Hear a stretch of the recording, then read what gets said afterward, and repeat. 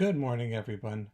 Leading up to the high holidays, my soul is brewing the reality that the world, its glory, its mystery are bigger than any one religion. And the paradox of our spiritual life is how do we give words to what is greater than words? How do we act as though we can be in service of something that is so amorphous that it escapes our control? We have to talk about what's impossible to talk about. My name is Rabbi Bradley Shavit Artson. I'm the Dean of the Ziegler School of Rabbinic Studies at American Jewish University in Los Angeles. I'm also the Dean of the Zacharias Frankel College, training conservative and Masorti rabbis in Europe. That school's located in Berlin. So let's think about what this is in the light of what we know from the High Holy Days. The tension in religious life, one of the tensions in religious life, is that we act as though we own God. We act as though we can stick God in our pocket and God is there at our control and our command at any moment. We also act as though our religion is true in a way that your religion isn't, so that religions parade themselves as monopolies, when in fact I think all of us are struggling to put into words to create a relationship with something bigger than human language and human concepts. Now, I'm not the only one who thinks that. Let's take a look, because not only has my soul been brewing this, but it turns out the soul of the Jewish people has been brewing this for thousands of years. So let's take a look in the High Holiday liturgy, and I'm going to give you the page numbers to Machzor Lev Shalem. I'm assuming that's the one you're using. It may not be, I don't know. This is the latest publication of the conservative movement of the Rabbinical Assembly. So on page 166, after the shofar is blown, and good news, even if you're not using that Machzor, that prayer book, it's after the shofar blowing in every one. So Hayom Harat Olam. On this day, the world is born. What a beautiful, powerful image that something new is coming into being, that we're not just gathered to check off a bunch of rituals, we're giving birth to something. And then it goes on to say, Hayom Ya'amid B'mishpat Kol Yitzurei Olamim. And so today, all the creatures everywhere are standing in judgment. And now here comes the multiple naming part. Im kavanim, im ka'avadim. They could be standing in judgment as children. They could be standing in judgment as servants. That's to say that there's an aspect of humanity that is childlike compared to the rest of the world. We're relatively recent additions on planet Earth. We're still figuring out our way. And then, in a way, we're also ka'avadim. We're like servants.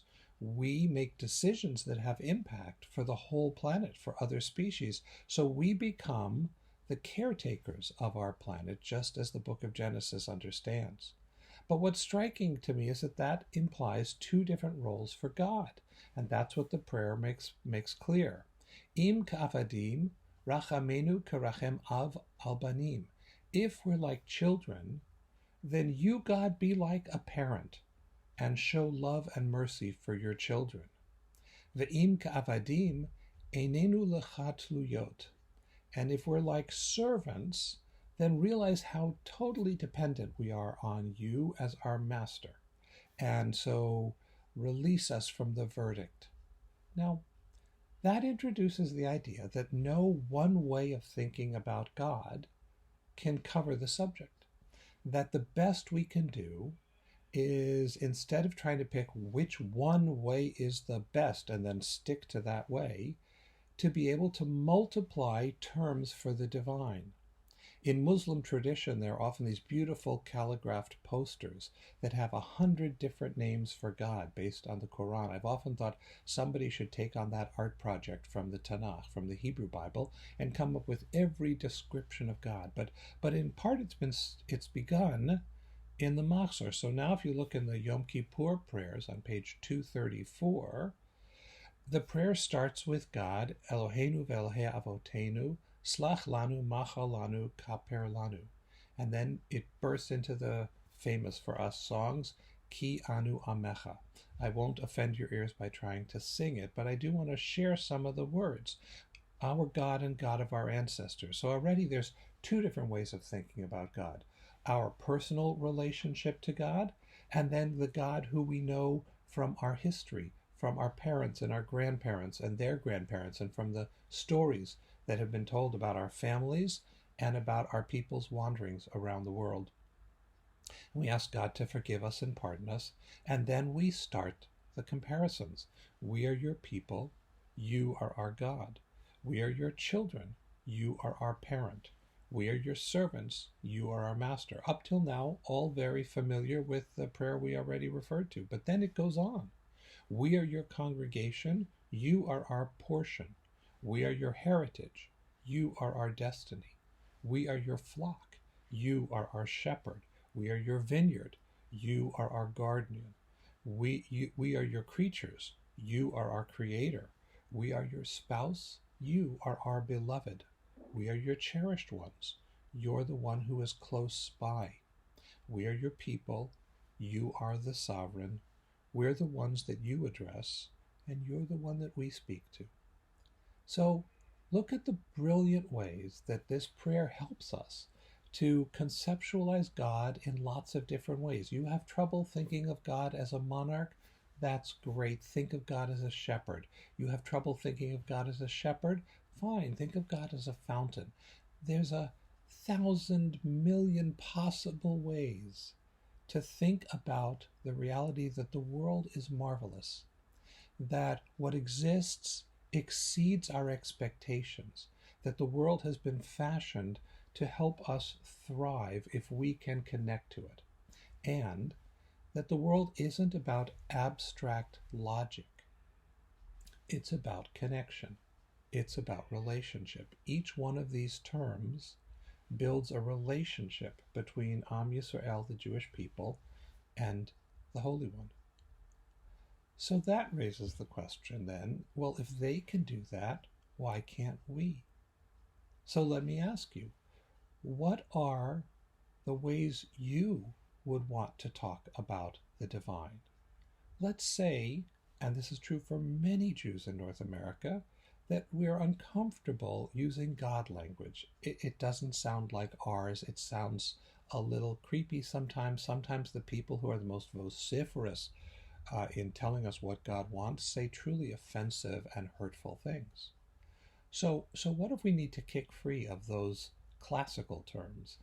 God, king, sovereign.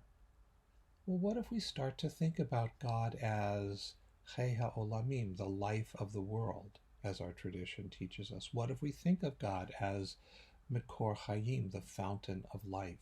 What if we think of God as the source of life? There are infinite possibilities for how we could conceive the divine.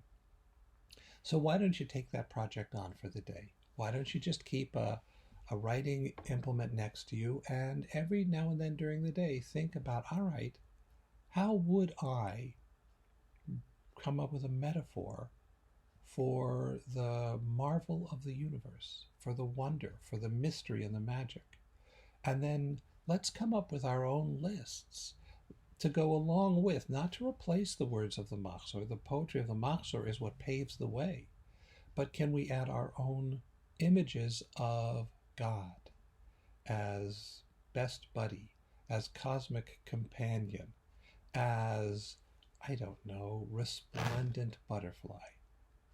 Isn't there an opening in our hearts to be able to add our own novel ways of understanding how there is a oneness that has called us into existence and invited us to thrive? And the more we're able to multiply ways of connecting to that divine, the stronger that relationship becomes. My name is Rabbi Bradley Shavit Artson. I'm the Dean of the Ziegler School of Rabbinic Studies at American Jewish University in Los Angeles, the Zacharias Frankel College at the University of Potsdam in Germany. I want to bless you all with a month of reflection and growth, and a Shana Tova, a year of blessing and of health.